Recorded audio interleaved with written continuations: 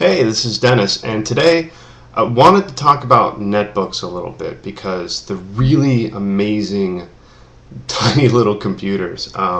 What is a netbook? This is a netbook. It is a Dell Inspiron Mini that I just purchased for my wife and I to use while watching TV, playing video games, out and about, accessing a Wi-Fi hotspot, etc., etc. And as you can see, it is currently running Windows XP, which as soon as it boots, you'll actually see that. Right now you're just seeing the Dell BIOS screen. And this is important because the reason I want to talk about netbooks is that when I was out looking around for different kinds, when we were at Costco, looking on target.com, Amazon, Newegg, anything out there, they all come with Windows Starter 7. And at first I was really excited because I don't have a copy of Windows 7 on any machine. I've got Vista and a bunch of other OSs. I like to keep lots of them around for testing and troubleshooting. But I don't have Windows 7. So when I saw that, I was like, great, we'll get a netbook with Windows 7 and life will be great because I'll have that operating system in case I need to troubleshoot something on it. But and this is the whole purpose of the video, is that Windows 7 Starter is not Windows 7.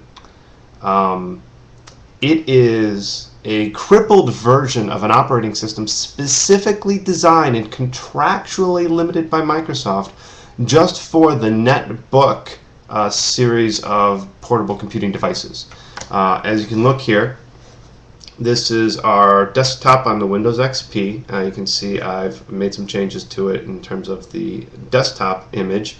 And just we have a very small number of icons, as you can see, just Mozilla, Skype, and a few other programs on there. The problems I have with Windows 7 isn't that it's a bad operating system. In some ways it's far superior to XP, and certainly XP is being phased out. It's not going to be available for netbooks, certainly in October. But in a year, probably Microsoft will officially end development, and then in a few years they'll end support like they did for Windows 98. My problems is that they reduced the functionality of Windows 7 Starter just because it's Windows 7 Starter, not because these things, netbooks, can't handle it. For example, my main issues are the wallpaper that I just showed you. You can't change it on a Windows 7 Starter netbook. It's not a feature of the operating system. It's not that you can't do it, it's that it won't let you.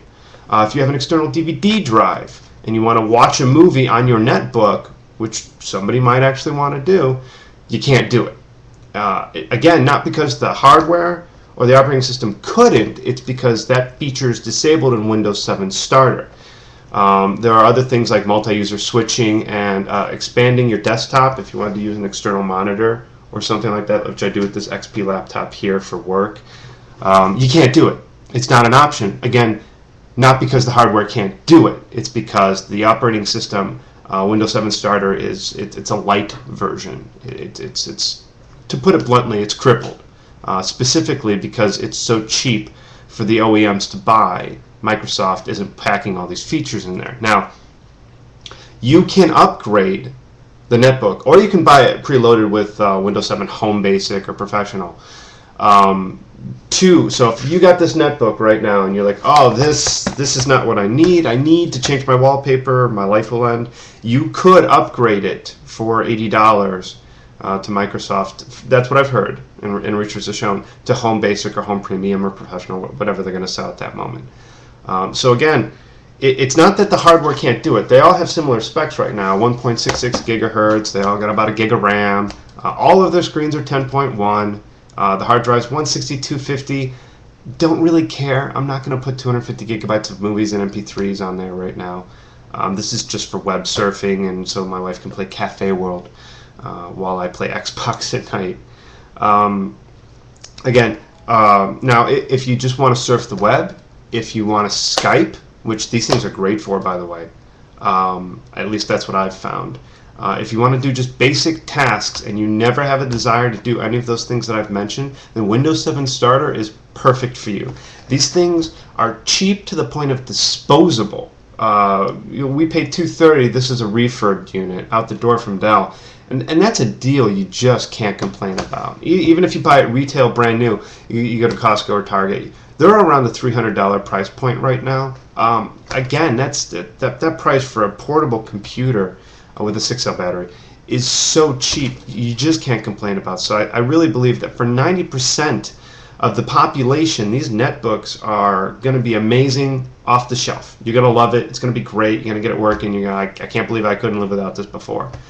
But again, if you're like me and you want to get more or the most out of your computer, then make sure you understand the differences between Windows 7 Starter and Windows 7 Home Basic. If you want to do any of those, I'll call them advanced features or abilities. Just go to Google. Don't even listen to me. Go to Google and type in Windows 7 Starter limitations, and you're going to come up with lists of all the things that I've mentioned and all these things. And just be educated about what you're purchasing so you don't find yourself limited in what you can do. All right, this is Dennis, and I'll talk to you later.